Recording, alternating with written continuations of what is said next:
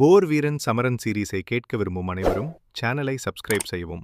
இது போன்ற வீடியோக்களை தொடர்ந்து கேட்க சேனலை சப்ஸ்கிரைப் செய்து பெல் பட்டனை ஆலில் போட்டுக்கொள்ளவும். அத்தியாயம் 1831. ஆதித்ய பீடம் இருந்த கட்டிடம் அருகில் ஜெயசமரன் வந்ததும் யூகி மெதுவான புன்னகையுடன் ஜெயசமரனை நோக்கி பார்த்தான். பிறகு அதே புன்னகையோடு, கடைசியா நாம நேருக்கு நேர் சந்திக்கிறோம் என்றான். இதற்கிடையில் யூகியை சுற்றி திரண்டிருந்த சக்திகளை ஜெயசமரன் கவனமாக உணர்ந்தான். அந்த சக்தியின் ஆழத்தை கண்டதும் அவனுக்குள் ஒரு சிறிய பதட்டம் எழுந்தது. ஏனெனில் இன்றைய போட்டியில் அவன் எதிர்கொள்ளப் போவது ஒரு உன்னத பரமஜீவ உச்சநிலை வீரன். அதனால் இந்த சண்டை எளிதாக இருக்காது என்பதும் அவனுக்கு புரிந்தது. இந்த எண்ணத்துடன் ஜெயசமரன் அவன் மனதில், இவனோட சக்தியை பார்க்கும்போதுதான் மற்ற வீரர்கள் ஏன் இவனை பார்த்து இவ்வளவு பயப்படுறாங்கன்னு எனக்கு புரியுது என்று நினைத்தான். அதன் பின் அவன் தனது பார்வையை யூகியிடமிருந்து விலக்கி முன்னால் நின்றிருந்த அந்த பெரிய கட்டிடத்தை நோக்கி திருப்பினான். அப்போது அந்த கட்டிடத்திலிருந்து பண்டைய காற்று சக்தி மிக அதிக அளவில் வெளிப்படுவது போல அவன் உணர்ந்தான். ஜீனா கொடுத்த விதையிலிருந்து அவன் உணர்ந்த அதே துடிப்பு அவனுக்குள் எழுந்தது. அந்த உணர்வோடு ஆதித்ய பீடத்தை பார்த்ததும் ஜெயசமரனின் கண்களில் ஒரு ஒளி மின்னியது. அப்போது அவனிடமிருந்த மந்திரக்கல் திடீரென்று நடுங்க தொடங்கியது. அது அந்த பண்டைய காற்று சக்தியின் தாக்கமே என்று அவன் உடனே புரிந்து கொண்டான். அதை பார்க்கும்போது அந்த சக்தியை பெற வேண்டும் என்ற ஆசை அவனுக்குள் இன்னும் அதிகமாக எழுந்தது. ஆனால் அதற்கு முன் அவன் யூகியுடன் ஒரு கடுமையான போரை எதிர்கொள்ள வேண்டியிருந்தது. அதனால் அந்த நடுங்கிக் கொண்டிருந்த மந்திர கல்லை மெதுவாக சமாதானப்படுத்தியவாறு, நீ ஒன்னும் கவலைப்படாத, நாம கண்டிப்பா இந்த ஆதித்ய பீடத்துக்குள்ள போவோம் என்றான். அதை கேட்டவுடனே மந்திரக்கல் அவனுக்கு கீழ்ப்படிந்தது போல அமைதியானது. அதைத் தொடர்ந்து அதன் நடுக்கமும் மெதுவாக நின்றது. அப்போது மேனகாவின் கண்களில் தெரிந்த கவலையை கவனித்த ஜெயசமரன், சரி, நீங்க எல்லாரும் கொஞ்சம் பின்னாடி போங்க, நான் இந்த யூகியை தனியா சமாளிச்சுக்கிறேன் என்றான். இதை கேட்டதும் மேனகா மற்றும் ஜீனாவின் கவலை இன்னும் அதிகரித்தது. ஏனென்றால் இது இறுதி போட்டி என்பதையும் ஆதித்ய பீடத்தின் உரிமை எந்த பிரிவிற்கு கிடைக்க வேண்டும் என்பதை இந்த போட்டியே தீர்மானிக்கப் போகிறது என்பதையும் அவர்கள் நன்றாகவே அறிந்திருந்தார்கள். ஆனால் உதவியற்ற நிலையில் இருவரும் பின்வாங்கி ஜெயசமரனை மிகவும் கவனமாக இருக்க சொன்னார்கள். முழு பைஜா பிரிவின் நம்பிக்கையும் இப்போது அவன் மீதே இருந்தது. அந்த நேரத்தில் சந்திர பிரிவின் சில பெரியவர்கள் ஜெயசமரனை பார்த்து ஒருவருக்கொருவர் மெதுவாக பேசிக் கொண்டார்கள். அப்போது ஒருவர், பைஜா பிரிவு இந்த பையனை எங்க இருந்து கூட்டிட்டு வந்தாங்க, இவனை சமாளிக்கிறது இவ்வளவு கஷ்டமா இருக்கும்னு என்னால நம்பவே முடியல என்றார். இவர்களில் முந்தைய நாள் போட்டிகளின் முடிவுகளை அறிவித்துக் கொண்டிருந்த சந்திர பிரிவின் பெரியவரும் இருந்தார். அப்போது அவர்களின் முகங்களில் கவலை தெளிவாக தெரிந்தது. அந்த நேரத்தில் கருப்பு நிற உடை அணிந்த ஒரு பெண் முன் வந்து அவர்களை சமாதானப்படுத்தி, மூத்தோர்களே, நீங்க எல்லாம் இவ்வளவு கவலைப்பட வேண்டிய அவசியமே இல்ல. யூகி இங்க இருக்கும்போது அந்த பிரபஞ்ச குகை பிரிவு மற்றும் அசுர காற்று பிரிவை சேர்ந்த அந்த 2 வீரர்களை தவிர வேற யாராலையும் நம்மளை தோற்கடிக்க முடியாது. அந்த 2 பேர் இல்லாம வான்மண்டலத்துல யூகி மாதிரி ஒரு சக்தி வாய்ந்த புதிய தலைமுறை வீரனை நான் இதுவரைக்கும் பார்த்ததே இல்லை என்று அவள் உறுதியாக சொன்னாள். அந்த பெண்ணின் பெயர் சித்தாரா. சந்திர பிரிவின் புதிய தலைமுறையின் வீரர்களிடையே அவளும் மிகவும் பிரபலமானவள். ஜெயசமரனை அவள் பார்க்கும் பார்வையில் அவளுக்குள் இருந்த அவமதிப்பு தெளிவாக பளிச்சிட்டது. யூகியின் மீதான அவளுடைய நம்பிக்கை அளவு கடந்தது. அதனால் ஜெயசமரன் இவ்வளவு தூரம் வந்ததே அதிர்ஷ்டம் என்று அவள் எண்ணினாள்.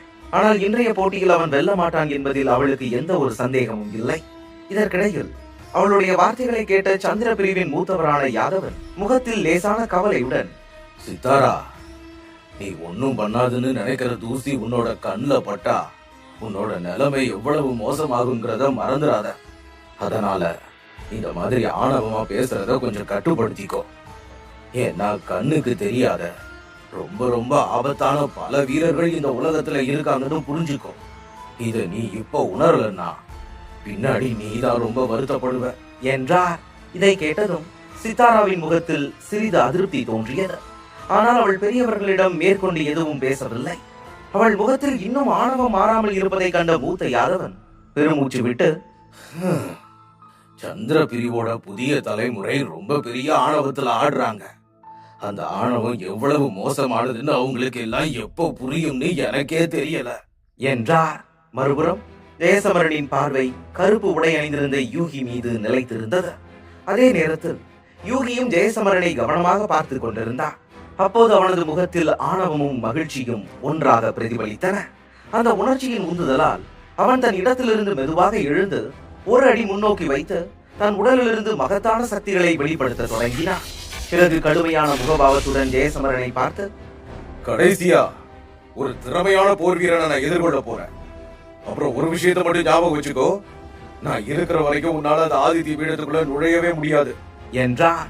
இந்த வார்த்தைகள் அருகில் இருந்தவர்களிடையே லேசான கவலையை உருவாக்கின.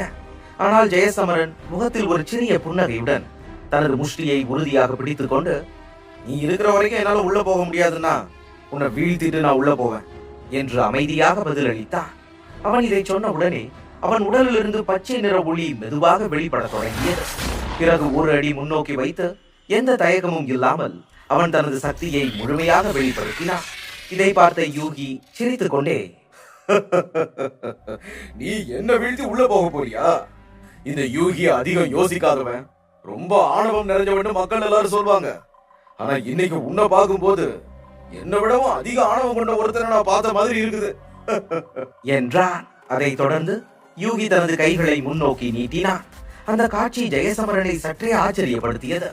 ஏனென்றால் யூகியின் கைகள் சாதாரண வீரர்களை விட நீளமாகவும் பெரியதாகவும் இருந்தன. அதே நேரத்தில் அவன் கைகளிலிருந்து ஒரு விசித்திரமான சக்தி வெளிப்பட்டு அவன் விரல்களில் 10 கூர்மையான கத்திகளை போல தெரிந்தன. பிறகு யூகி மெதுவாக, உன்னோட தன்னம்பிக்கை எனக்கு உண்மையிலேயே ரொம்ப பிடிச்சிருக்குது. ஆனா வலிமை மிக்க வீரர்களுக்கு முன்னாடி இவ்வளவு துணிச்சலா பேசுறதுக்கு ஒரு விலை கொடுக்கணும். அந்த விலையை இப்ப நீ கொடுக்க போற என்றான். யூகி இதை சொன்னவுடன் அவன் முகத்தில் ஒரு பயங்கரமான புன்னகை மெதுவாக பரவியது. பிறகு கண்ணிமைக்கும் நேரத்தில் ஜெயசமரனின் முன்னால் வந்து நின்றான். அவன் நகர்வு நம்ப முடியாத அளவுக்கு வேகமாக இருந்தது.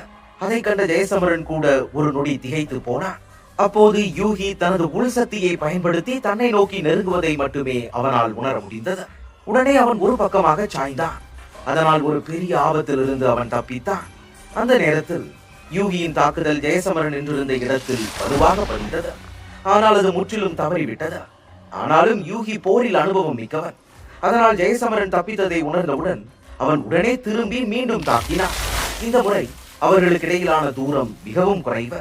அதனால் ஜெயசமரனுக்கு தப்பிக்க எந்த வாய்ப்பும் கிடைக்கவில்லை. அதே நேரத்தில் யூகியின் தாக்குதல் தன் கண் முன்னால் பெரிதாகி வருவதை ஜெயசமரன் தெளிவாக கண்டான்.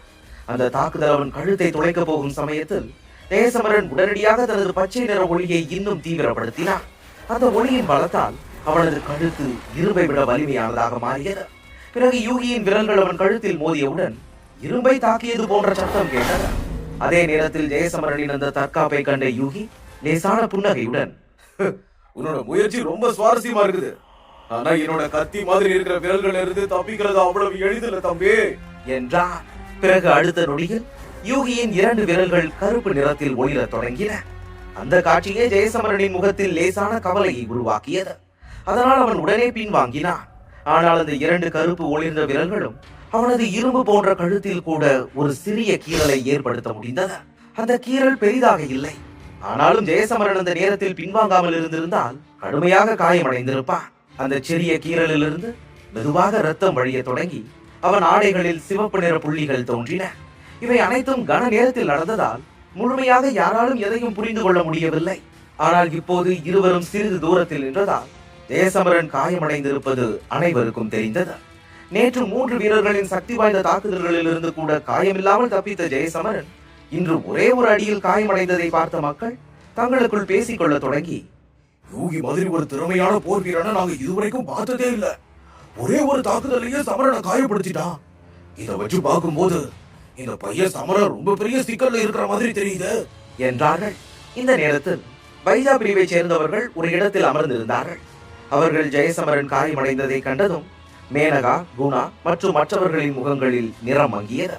நேற்றைய போட்டியில் ஜெயசமரன் மூவரையும் முழுமையாக ஆதிக்கம் செலுத்தியிருந்தான். ஆனால் இன்று போட்டி தொடங்கியதுமே யூகி அவனை காயப்படுத்தி விட்டான். இதற்கிடையில் சந்திர பிரிவை சேர்ந்தவர்களிடையே அமர்ந்திருந்த சித்தாரா ஆணவம் நிறைந்த குரலில், இந்த பையன் எவ்வளவு சிறப்பு வாய்ந்தவனா இருந்தாலும் யூகிக்கு எதிராக ஒண்ணும் பண்ண முடியாதுன்னு நான் தான் முன்னாடியே சொன்னேனே.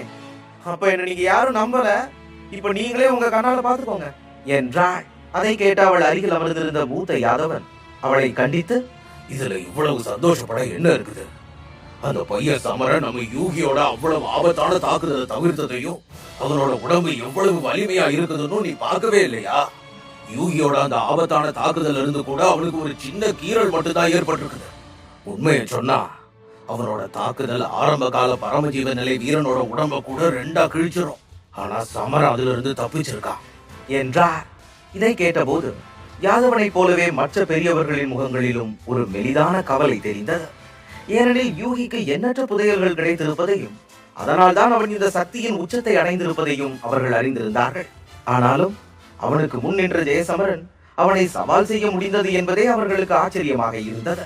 அந்த நேரத்தில் சித்தாரா முகத்தில் லேசான அதிருப்தியுடன் முன்னோக்கி பார்த்து கொண்டே தாழ்ந்த குரலில், நீங்க என்ன வேணும்னாலும் சொல்லிக்கோங்க, ஆனா என்ன நடந்தாலும் இந்த பையனால நம்ம யூகியை ஒரு நாளும் தோக்கடிக்க முடியாது என்று முணுமுணுத்தாள்.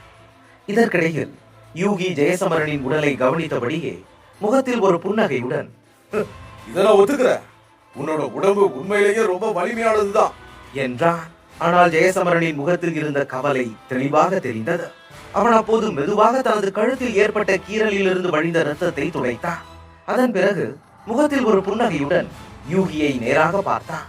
அப்போது யூகி தனது கை முத்திரைகளை மாற்றிக்கொண்டே, உன்னை நான் கொஞ்சம் குறைச்சு மதிப்பிட்டேன் போல, பரவாயில்ல, இனி உனக்கு அதிக வாய்ப்புகள் கிடைக்காது. சக்தி வாய்ந்த வீரர்களோட சண்டை போடும் போது போரை எவ்வளவு சீக்கிரம் முடிக்கிறோமோ அவ்வளவு நல்லதுன்னு நான் என்னோட அனுபவத்துல கத்துக்கிட்டேன்.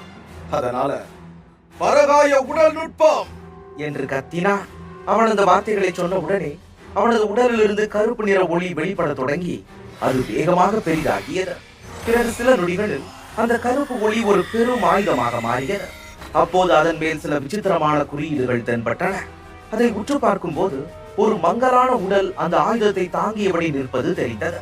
அதோடு அது முழுக்க முழுக்க ஆபத்தால் நிறைந்ததாக தோன்றியது. இந்த காட்சியை பார்த்ததும் சந்திர பிரிவின் வீரர்களின் முகங்களில் ஒரே நேரத்தில் ஆச்சரியம் பரவி, யூகி இவ்வளவு சீக்கிரமே பரகாய உடல் நுட்பத்தை பயன்படுத்துறானா என்று அவர்கள் தங்களுக்குள் பேசிக் கொண்டார்கள்.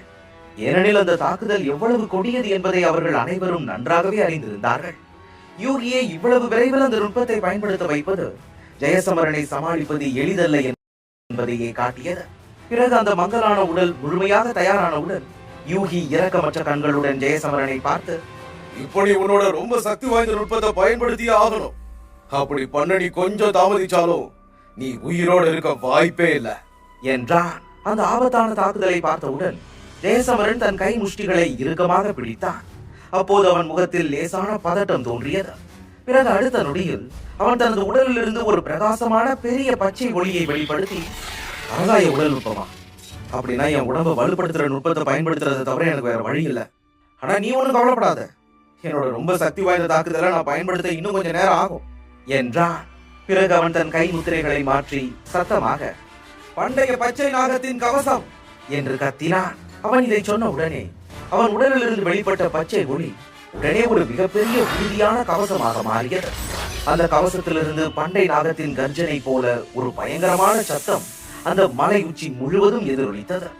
அந்த கர்ஜனையுடன் ஜெயசமரனை சுற்றி இருந்த கவசத்தின் சக்தி மேலும் அதிகரித்தது. அதே நேரத்தில் அவனது முதுகில் இருந்து பண்டைய பச்சை நாகத்தின் ரெக்கைகள் வெளிப்பட்டன. அந்த ரெக்கைகள் கூர்மையான முனைகளை கொண்டிருந்தன. அது ஒரு உறுதியான மரத்தை கூட ஒரு தொடுதலில் வெட்டும் அளவுக்கு வலிமையாக தெரிந்தன. அதை பார்க்கும் போது அது முன்பு இருந்ததை விட இப்போது இன்னும் சக்தி வாய்ந்தவையாக மாறி இருந்தன என்பது அனைவருக்கும் தெளிவாக புரிந்தது. பிறகு அந்த நாக கவசம் ஜெயசமரனின் முழு உடலையும் மூடிக்கொண்டது. அதிலிருந்து வெளிப்பட்ட மகத்தான சக்தி காற்றையே நடுங்கச் செய்தது. அதைத் தொடர்ந்து கண்களில் பச்சை ஒளி மின்ன ஜெயசமரன் தன் முன் நின்ற யூகியை நேராக பார்த்தான்.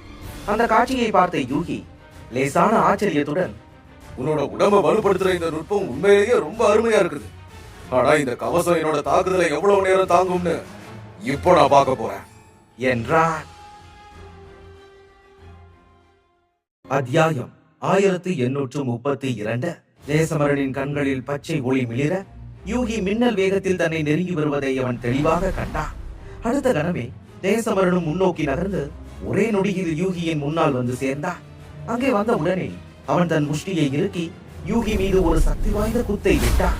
அந்த குத்தின் தாக்குதலால் சுற்றியிருந்த காற்று கூட மங்கலாகியது. ஆனால் அதை கண்ட யூகி எந்த ஆபத்தும் இல்லாதது போன்ற உணர்வுடன் சிரித்துக் கொண்டிருந்தான். அது திடீர் தாக்குதலாக இருந்தாலும் அவன் பின்வாங்காமல் அங்கேயே நின்றான். பிறகு யூகி வெறும் கையை மட்டும் அசைத்தான். அதிலிருந்து எழுந்த கருப்பு ஒளி ஜெயசமரனின் குத்துடன் நேராக மோதியது. இரண்டு சக்திகளும் ஒன்றுடன் ஒன்று மோதிய தருணத்தில் ஒரு மிகப்பெரிய சத்தம் கேட்டது. அதன் அதிர்ச்சி அலைகள் அந்த இடம் முழுவதும் கண்ணிமைக்கும் வேகத்தில் பரவின. அதை பார்த்து அங்கிருந்த அனைவரும் உடனே பின்வாங்கினார்கள். இதற்கிடையில் யூகியின் புன்னகை இன்னும் பெரிதானது. அப்போது அவன் தனது 2 விரல்களை முன்வைத்ததும் அந்த 2 விரல்களும் கருப்பு ஒளியாக மாறின. பிறகு அந்த 2 ஒளி சக்திகள் நேராக ஜெயசமரனின் கண்களை நோக்கி பாய்ந்து அவனை குருடாக்கும் நோக்கத்துடன் வந்தன. அதை உணர்ந்த ஜெயசமரன் உடனே பின்வாங்கினான். அதனால் அந்த தாக்குதலை அவன் கடைசி நொடியில் தவிர்த்தான். தாக்குதல் தவறியதும் ஜெயசமரன் மிக வேகமாக குத்துக்களை தொடங்கினான். அந்த வேகத்தை பார்த்த அனுபவசாலிகளின் முகங்களிலும் கவலை தோன்றியது. ஆனால் யூகியின் கண்களில் இருந்த ஒளி மட்டும் மேலும் பெரிதானது. அப்போது அவன் தன் கைகளால் அதை தடுத்துக் கொண்டே, வா வா வா, இத குத்து. உன்னோட தாக்குதல்கள் எவ்வளவு சக்தி வாய்ந்ததுன்னு நானும் பாக்குறேன் என்று கத்தினான். ஆனால் அதே நேரத்தில் அவனது கைகளில் கருப்பு ஒளி தொடர்ந்து பாய்ந்து அவற்றை மேலும் வலிமையாக்கியது. அப்போது அந்த பண்டைய கட்டிடத்தின் முன்பாக இருவரும் மிரட்டலான போரில் மோதி கொண்டிருந்தனர். மக்கள் அந்த சக்தி அலைகளை பார்த்தவுடன் அவர்களில் பலருக்கு வாந்தி கூட வந்தது. ஆனால் மக்கள் ஆச்சரியத்துடன் பார்ப்பதை தவிர வேறு எதுவும் செய்ய முடியவில்லை. இந்த சூழலில் சந்திர பிரிவு வீரர்கள் ஆச்சரியத்தால் தங்கள் இடங்களில் இருந்து எழுந்து, இந்த பையன் யூகியையே இப்படி எதிர்க்கிறானா? அப்படின்னா அவரோட உடம்பு உண்மையிலேயே ரொம்ப வலிமையானதுதான் என்று முணுமுணுத்தனர். ஜெயசமரன் அவர்களின் எதிர்பார்ப்பை மிக அதிகமாக மீறி இருந்ததா அவர்களின் முகங்களில் கூட சிறிய பயம் தோன்றியது. அந்த நேரத்தில் சித்தாராவும் அமைதியாக இருக்க முடியவில்லை. சில நிமிடங்களுக்கு முன்பு யூகி மீது அவளுக்கு இருந்த பெருமை அவள் முகத்தில் தெளிவாக தெரிந்தது. ஆனால் இப்போது ஜெயசமரன் யூகியின் சக்தி வாய்ந்த தாக்குதல்களை எவ்வளவு திறமையாக சமாளிக்கிறான் என்பதை பார்த்தபோது அவளும் வியப்பில் உறைந்து போனாள். மறுபுறம் பைதா பிரிவு வீரர்கள் அனைவரும் பதட்டத்துடன் இந்த சண்டையை கவனித்தனர். ஜெயசமரனும் யூகியும் நடத்திய சண்டை எவ்வளவு ஆபத்தானது என்பதை அவர்கள் நன்றாகவே அறிந்திருந்தனர். முந்தைய நாள் நடந்த சிக்கந்தர் போட்டி கூட இதற்கு முன்னால் ஒன்றுமில்லை என்று அவர்கள் எண்ணினர். அதே நேரத்தில் ஜீனா மூத்த ருத்ரனை பார்த்து கவலையுடன், மூத்த ருத்ரன், இப்போ பார்த்த வரைக்கும் அவங்க 2 பேர்ல யார் ஜெயிப்பாங்கன்னு நீங்க நினைக்கிறீங்க என்று கேட்டார். இதை கேட்ட ருத்ரன் சில நொடிகள் அமைதியாக சண்டையை கவனித்தார். பின்னர் மெதுவாக, சமரனோட உடம்பு நான் எதிர்பார்த்ததை விட ரொம்ப வலிமையா இருக்குது. உடல் வலிமையை பொறுத்த வரைக்கும் அவன் யூகியை விட பலவீனமானவை இல்ல. ஆனா யூகி இன்னும் அவனோட துருப்பு சீட்டுகளை பயன்படுத்தவே இல்ல. அவன் அதுகளை பயன்படுத்தும் போது சமரன் என்ன பண்ண போறாங்கிறது தான் ரொம்ப முக்கியம் என்றார். அப்போது அவர்கள் அருகில் அமர்ந்திருந்த மேனகாவும் ருத்ரனின் வார்த்தைகளை கேட்டவுடன் கவலைப்பட்டாள். சக்தியை கொண்டு பார்த்தால் யூகி ஒரு உன்னத பரமஜீவ உச்சநிலை வீரன். அதனால் அவனது சக்திகள் ஜெயசமரனை விட மிக அதிகம் என்பதை அவள் நன்றாகவே அறிந்திருந்தாள். இப்போது அவர்கள் இருவரும் தங்கள் உடல் வலிமையை மட்டும் பயன்படுத்தி போராடி கொண்டிருந்தார்கள். ஆனால் யூகி தனது உண்மையான சக்தியை பயன்படுத்த ஆரம்பித்தால் அவன் ஜெயசமரனை எளிதில் கட்டுப்படுத்த முடியும் என்பதை மேனகா புரிந்திருந்தாள். அந்த நேரத்தில் ஒரு கருப்பு சக்தி அலை நேராக ஜெயசமரனை தாக்கியது. அதனால் அவனது பச்சை மொழி சிதறி போனது. அந்த தாக்குதலின் பலத்தால் ஜெயசமரனின் உடலில் இருந்த கவசத்தில் பல விரிசல்கள் தோன்றின. அதோடு அவனது எலும்புகளும் தாங்க முடியாமல் உடைந்து கொண்டிருந்தன. அந்த தாக்குதலின் பலத்தால் அவன் வெகு தூரம் தூக்கி எறியப்பட்டான். ஆனால் பின்னால் விழுவதற்கு முன் அவன் யூகியின் மார்பை ஒரு வலிமையான உதையால் தாக்கினான். அதன் காரணமாக யூகியின் மார்பில் ஒரு ஆழமான காயம் தெரிந்தது. பிறகு தனது சமநிலையை மீட்டுக் கொண்ட ஜெயசமரனின் கவசம் உடைந்து போகும் நிலைக்கு தள்ளப்பட்டதும் அவனது உடலும் பல இடங்களில் காயமடைந்ததும் தெளிவாக தெரிந்தது. அந்த நேரத்தில் யூகியின் உடலிலும் காயங்கள் இருந்தன. அது சில நிமிடங்களுக்கு முன் நடந்த மோதல் எவ்வளவு ஆபத்தானது என்பதை காட்டியது. அப்போது கட்டிடத்தை சுற்றி நின்றிருந்த அனைவரும் அந்த 2 வீரர்களையும் ஆச்சரியத்தோடு பார்த்துக் கொண்டிருந்தனர். ஏனெனில் இவ்வளவு கடுமையான தாக்குதல்கள் நடந்தும் யாரும் இன்னும் வீழ்ந்து போகவில்லை என்பது அவர்களுக்கு நம்ப முடியாததாக இருந்தது. அந்த நேரத்தில் யூகி தனது மார்பில் இருந்த காயத்தில் கையை வைத்தான். பிறகு அவன் கையை எடுக்கும் போது அங்கே ரத்தம் வழிவதை கண்டான். பின்னர் அந்த ரத்தத்தை முகத்தில் தடவி மேலும் கொடூரமாக தோன்றினான். அப்போது அவன் ஜெயசமரனை பார்த்து, நீ உன்னோட உடம்போட வலிமையை மட்டும் வச்சு என்னை இந்த மாதிரி ஒரு நிலைக்கு தள்ளி இருக்க. இது உண்மையிலேயே ஒரு சாதாரண விஷயமே இல்ல என்றான். இதை சொல்லும் போது அவன் கண்களில் ஒரு ஆபத்தான ஒளி தெளிவாக தெரிந்தது. அவன் வார்த்தைகளை கேட்ட ஜெயசமரன் ஆழமாக மூச்சை இழுத்து தனது உடலில் இருந்து பச்சை ஒளியை வெளியிட்டான். அந்த ஒளி விரைவாக அவனது காயங்களை குணப்படுத்த தொடங்கியது. ஆனால் அவனுடைய முகத்தில் இன்னும் ஒரு கவலை இருந்தது. ஏனெனில் அவன் தன் வாழ்நாளில் சந்தித்த இளம் வீரர்களில் உடல் வலிமையில் யூகி மிக வலிமையானவன் என்பதை இப்போது அவன் உணர்ந்தான். இத்தகைய உடல்தான் அவனுக்கு ஒரு பெரிய சவாலாக இருந்தது. இப்படிப்பட்ட ஒருவனை நேரில் எதிர்கொள்வது ஜெயசமரனுக்கு இதுவே முதல் முறை. அவன் கவலைப்பட்டுக் கொண்டிருக்கும் போது யூகி மீண்டும் சிரித்தபடியே, இப்போ நீ எப்படி மிருதன் விக்ரம் பாலிய தோக்கடிச்சன்னு எனக்கு ஆச்சரியம் இல்ல. அவங்களோட ஒப்பிடும் போது நீ வேற ஒரு தரத்துல இருக்க என்றான். ஆனால் அந்த வார்த்தைகள் முடியும் முன் யூகியின் புன்னகை மெதுவாக மறைந்தது. பிறகு அவனது உடலுக்குள் ஆபத்தான சக்தி எழுந்து கொந்தளிக்கிறது என்பதை ஜெயசமரன் தெளிவாக உணர்ந்தார். உடல் வலிமையோடு மட்டும் போராடுபவன் ஆபத்தானவன் ஆக மாட்டான். அந்த வலிமையுடன் சக்திகளை ஒருங்கிணைத்து பயன்படுத்தக்கூடியவன் தான் ஒரு உண்மையான ஆபத்தான போர் வீரன். அப்போது யூகி மெதுவாக, நீ இப்ப என்னோட சக்தியை உணர்ந்திருப்ப. நேத்து அந்த 3 பேரையும் நீ ஒரே அடியில தோக்கடிச்சேன்னு நான் கேள்விப்பட்டேன். இப்ப நானும் உன்னை அதே மாதிரி தான் வீழ்த்த போறேன் என்றான். இதை சொல்லும் போதே அவன் உடலிலிருந்து கருப்பு ஒளி பெருக ஆரம்பித்தது. அந்த ஒளி அருகில் இருந்த அனைத்தையும் இருளில் மூழ்கடித்தது. அதே நேரத்தில் அந்த இருளில் மிக ஆபத்தான சக்திகள் நிரம்பி இருந்தன. பிறகு யூகி தனது கைகளை நீட்டி கை முஷ்டிகளை இறுக்கி பிடித்தான். அதனால் அந்த இருண்ட சக்தி வானத்தை முழுவதும் நிரப்பியது. பின்னர் அவன் சத்தமாக, சிக்கந்தரின் சிறை என்று கத்தினான். அந்த வார்த்தை ஒலித்தவுடன் சுற்றி இருந்த அனைத்து இயற்கை சக்திகளும் திடீரென உறைந்து போயின. யாராலும் அவற்றை தங்கள் உடலுக்குள் இழுக்க முடியவில்லை.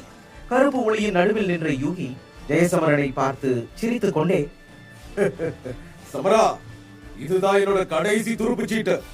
இந்த சிறையில இருந்து நீ தப்பிச்சு வந்தா நான் தானாகவே என்னோட தோல்வியை ஒத்துக்கிறேன். ஆனா இந்த இருண்ட சக்திகளோட சிறையில உனக்கு கிடைக்க போறது வெறும் தோல்வி மட்டும்தான் என்றான். அந்த நேரத்தில் ஜெயசமரனும் தன்னை சுற்றி நடக்கும் மாற்றங்களை கவனமாக பார்த்து கொண்டிருந்தான். அவன் எவ்வளவு முயற்சி செய்தாலும் இயற்கை சக்திகளை அவனால் உள்வாங்க முடியவில்லை. ஆனால் யூகி மட்டும் எந்த தடையும் இல்லாமல் சுற்றி உள்ள சக்திகளை முழுவதும் இழுத்துக் கொண்டிருந்தான். இதை கண்டவுடன் ஜெயசமரனின் முகத்தில் இருந்து நிறம் மங்கியது. இப்போதுதான் யூகியை பார்த்து அனைவரும் ஏன் இவ்வளவு பயப்படுகிறார்கள் என்பதை அவன் உண்மையாக புரிந்து கொண்டான். அந்த நொடியில் அவனும் அவன் தாக்குதலுக்கு முன்னால் ஒரு பதட்டத்தை உணர்ந்தான். அதே நேரத்தில் யூகியும் தனது முஷ்டியை இறுக்கினான். அதிலிருந்து எழுந்த கருப்பு ஒளி 2 பெரிய வாள்களாக மாறின. அந்த வாள்கள் நேராக ஜெயசமரனை நோக்கி குறிவைத்து அடுத்த கணமே பயங்கரமான சக்தியுடன் முன்னேறின. இரு வாள்களின் தாக்குதல் தன்னை நோக்கி வருவதை பார்த்தபோது ஜெயசமரனின் முகத்தில் இருந்த பதட்டம் மேலும் அதிகரித்தது. ஏனெனில் சிக்கந்தரின் சிறைக்குள் யூகியின் தாக்குதல்களின் பலம் ஒவ்வொரு நொடியும் அதிகரித்துக் கொண்டே இருப்பதை அவன் உணர்ந்தான். இப்படிப்பட்ட வாள்கள் நேராக வந்து மோதும் போது யாரும் எளிதில் காயமடைந்து சண்டையை தொடர முடியாத நிலைக்கு போவார்கள். ஆனால் ஜெயசமரன் சாதாரண போர் வீரன் அல்ல. அவன் உடனடியாக தனது இறக்கைகளை அசைத்து தனக்கு முன்னால் ஒரு வலிமையான கவசத்தை உருவாக்கினான். அந்த நொடியில் இரு வாள்களிலிருந்தும் வந்த கருப்பு சக்தி அவன் கவசத்தில் ஒரு பெரும் சத்தத்துடன் மோதியது. அதிர்ச்சியின் பலத்தால் ஜெயசமரனின் உடல் பின்னோக்கி தள்ளப்பட்டது. தன்னை நிலைநிறுத்திய பின் அவன் தனது இறக்கைகளை பார்த்தான். அவை பல இடங்களில் காயமடைந்திருந்தன. அது மட்டுமல்லாமல் யூகியின் தாக்குதல்கள் ஒவ்வொரு நொடியும் இன்னும் கொடூரமாக மாறுவதை அவன் புரிந்து கொண்டான். ஜெயசமரனின் முகத்தில் இருந்த கவலையை கவனித்த யூகி சிரித்துக் கொண்டே, என்னோட தாக்குதல்கள் இப்பதான் தொடங்கியே இருக்குது சமரா. அதனால உன்னோட அந்த பச்சை நாக கவசம் எவ்வளவு நேரம் உன்னை காப்பாத்தும்னு பார்க்கலாம் என்று கிண்டலாக சொன்னான். அதன் பின் அவன் மீண்டும் வாள்களிலிருந்து கருப்பு சக்திகளை விடுவித்தான். அந்த சக்திகளை உற்று பார்த்தால் மரண முகம் கொண்ட பேய் உருவங்கள் அங்கே பறக்கின்றன என்பது போல தெரிந்தது. இந்த தாக்குதல் பல உயர்ந்த பரமஜீவ நிலை வீரர்களையே தடுமாற வைக்கும். அனைவரையும் பயமுறுத்தியது. யூகி இதோடு நின்று விடாமல் தொடர்ந்து தாக்குதல்களை ஒன்றன் பின் ஒன்றாக உருவாக்கினார்.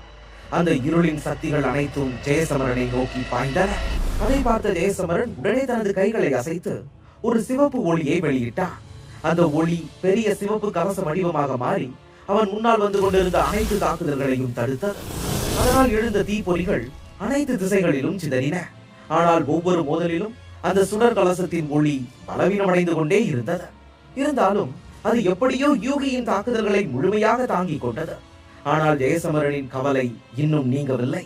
ஏனெனில் யூகி இன்னும் புதிய தாக்குதல்களை உருவாக்கி கொண்டிருக்கிறான் என்பதை கண்ட அவன் ஒரு நிமிடம் தன்னையே காத்துக் கொண்டான். அந்த தாக்குதல்கள் எல்லாம் நேராக அவனை தாக்கி இருந்தால் அவனது உடலில் எத்தனை துளைகள் இருந்திருக்கும் என்பது யாருக்கும் தெரியாது. ஜெயசமரன் சுடர் கலசத்தின் உதவியால் இத்தனை தாக்குதல்களை தடுத்ததை பார்த்த யூகி உண்மையாக ஆச்சரியப்பட்டான். பிறகு அவன் மெதுவாக, இதையெல்லாம் தடுத்துட்டியா? உண்மையிலேயே ரொம்ப அற்புதம் என்றான். பிறகு சத்தமாக சிரித்துக் கொண்டே, அப்படின்னா இப்ப இதையும் தடுத்து காட்டு என்று கத்தினான்.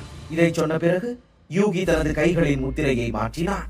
அவன் அப்படி செய்தவுடன் முன்பே தனித்தனியாக இருந்த அனைத்து சக்தி வாய்ந்த தாக்குதல்களும் ஒன்றோடு ஒன்று சேர்ந்து ஒரு மிகப்பெரிய தாக்குதலாக உருவாகின.